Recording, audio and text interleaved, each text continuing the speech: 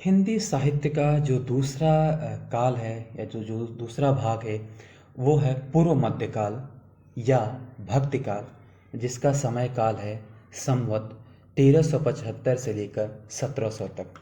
इसकी बात हम लोग अब करेंगे। वो भक्ति काल, जैसा कि हम लोगों ने पिछले लेक्चर में सुना कि आदिकाल में जो कवि थे वो आश्रयदाता थे राजाओं के अंतर्गत रहते थे, उनके गुणगान करते थे वो। लेकिन हिंदू जो राजा थे उनको जो पृथ्वीराज चौहान माना जाता है मुख्यतः रूप से, वो जो अंतिम राजा थे जिनको हरा कर मोहम्मद गोरी ने हमारे देश में प्रवेश किया, और उसके बाद से विदेशियों का हमारे देश पे कब्जा रहा बहुत वर्षों तक वो। तो जब विदेशी आ गए, खासतौर से जो मुस्लिम शासक आ गए, वो अपने धर्म को प्रचार करने लगे, यहाँ के लोगों को मारने लगे, यहाँ के लोगों को लूटने लगे, वो अपना अपना धर्म की प्रचार प्रसार करने लगे वो। फिर उस समय के जो संत महात्मा थे, जो पुरुष, जो ऋषि मुनि कहा जाए, या जो जागरूक लोग थे, वो उन्होंने फिर भगवान या ईश्वर की आराधना शुरू कर दी वो, क्योंकि उनके पास अब केवल यही बचा था। उनके पास राजा के रहने के लिए आश्रयदाता नहीं थे, क्योंकि राजा ही नहीं थे तो उनको आश्रय कौन देता वो। तो फिर लोगों ने फिर भगवान की गुणगान गाना शुरू किया, वो भगवान के बारे में उपदेश देना शुरू कर दिया, वो भगवान के बारे में लोगों को जागरूक करना, उनसे संबंधित उनके वर्णन करना, उनकी कहा जाए कि कृति व्याख्या करना।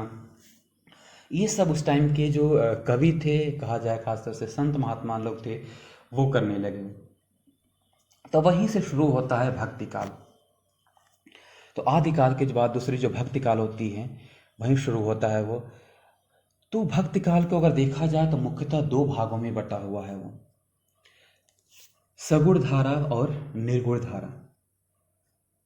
निर्गुण धारा के प्रमुख कवि माने जाते हैं कबीर जी।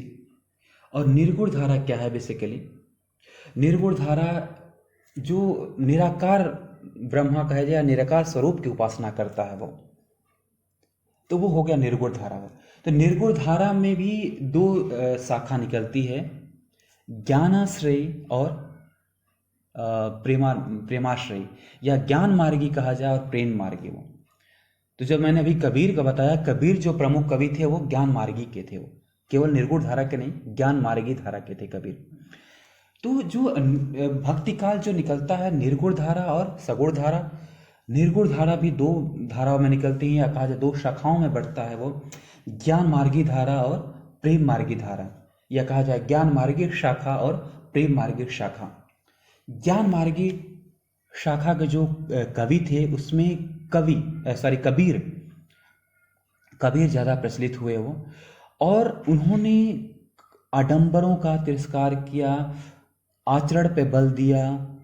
उन्होंने अशिक्षित लोगों को शिक्षित करने का प्रयास किया। ये एक तरह से कहा जाए कि वो धर्म सुधारक के रूप में निकले, खासतौर से जो ज्ञान मार्गी धारा के कवि थे वो।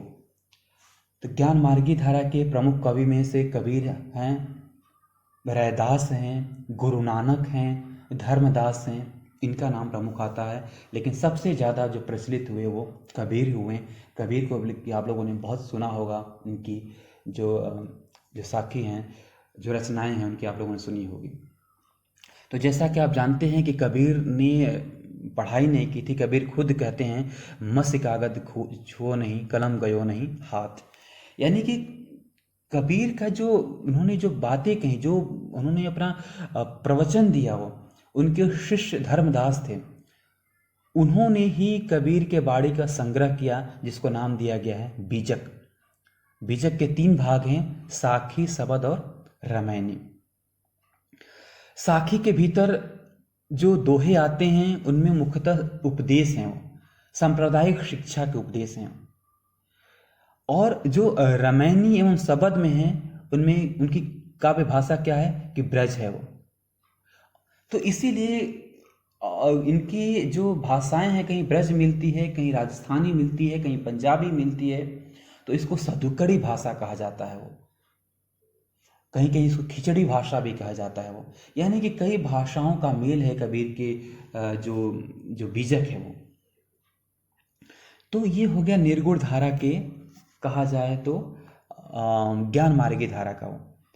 दूसरा आता है प्रेम मार्गी। प्रेम मार्गी धारा में मुख्यतः मुस्लिम जो कवि थे वो ज़्यादा हैं इसके अंतर्गत वो, और जो सूफी कवि जो नाम प्रचलित हुआ वो प्रेम मार्गी धारा या प्रेम मार्गी शाखा का ही है वो।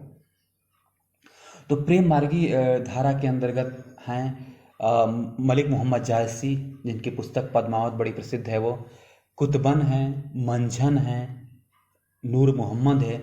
ये कुछ मुस्लिम कवि ज़्यादातर हुए प्रेम मार्गी धारा में वो। तो ये तो बात हो गया निर्गुण धारा का। दूसरा है सगुण धारा।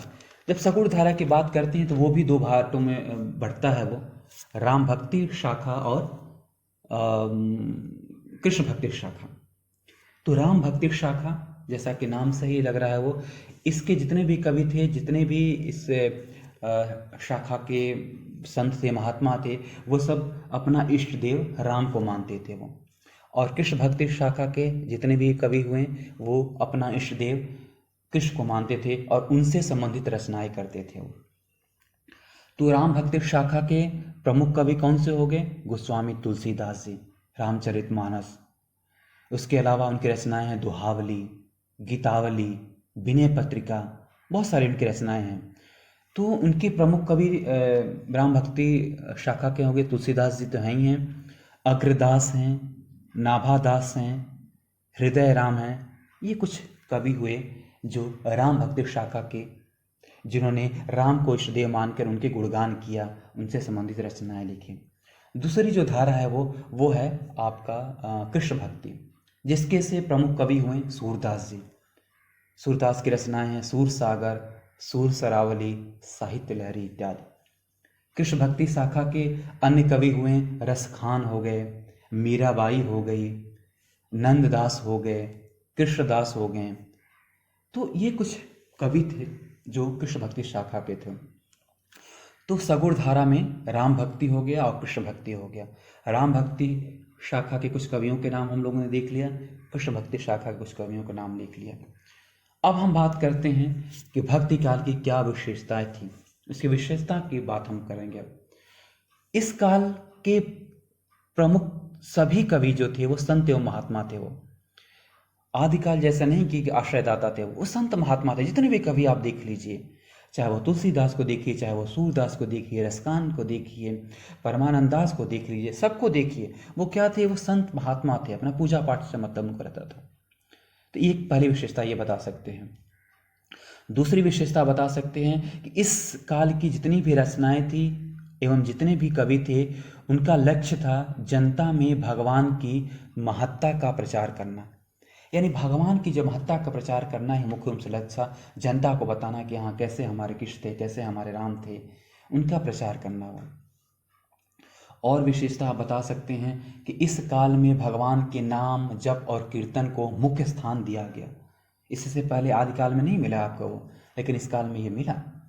और विशेषता बता सकते हैं कि इस काल में 3 भाषाओं की प्रधानता थी। वो भाषा थी सदुक्कड़ी भाषा, अवधी भाषा एवं ब्रज भाषा। सदुक्कड़ी भाषा जैसा कि आप जानते हैं कि वो कबीर की थी। अवधी भाषा गोस्वामी तुलसीदास जी द्वारा रचित जितनी रचनाएं, प्रमुखतः आप रामचरितमानस आप लोग पढ़े होंगे, वो अवधी में थी। एवं ब्रज भाषा, जो भी कृष्ण भक्ति शाखा के जो कवि हुए, खासतौर से सूरदास वगैरह, उन्होंने ब्रज भाषा में किया रचनाएं वो। और विशेषता बता सकते हैं, इस काल की रचनाओं में शील और सदाचार का ध्यान रखा गया। जितनी भी रचनाएं हैं, कहीं आपको अश्लीलता नहीं मिलेगी, कहीं बहुत ज़्यादा बीरस की इस प्रधानता नहीं मिलेगी। शील और सदाचार की उसमें रखा गया, भगवान को ध्यान में रखते हुए ये सब चीज़ें इस काल ने बहुत प्रमुख विशेषता में रखती हैं। तो ये हो गया इस काल की प्रमुख विशेषताएं। तो ये था भक्ति काल।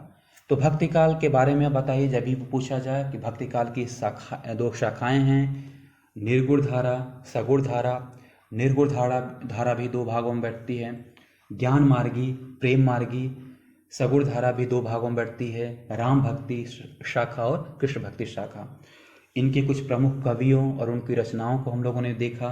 और लास्ट में भक्ति काल की विशेषताएं देखी। हाय फ्रेंड, आपका हमारे चैनल पर हार्दिक स्वागत एवं अभिनंदन है। अगर आप हमारे चैनल पर पहली बार विजिट कर रहे हैं तो निवेदन है कि आप हमारे चैनल को सब्सक्राइब करके लाइक और शेयर करके हमें मोटिवेशन प्रदान करें ताकि हम आपके लिए ऐसे ही वीडियो लाते रहें।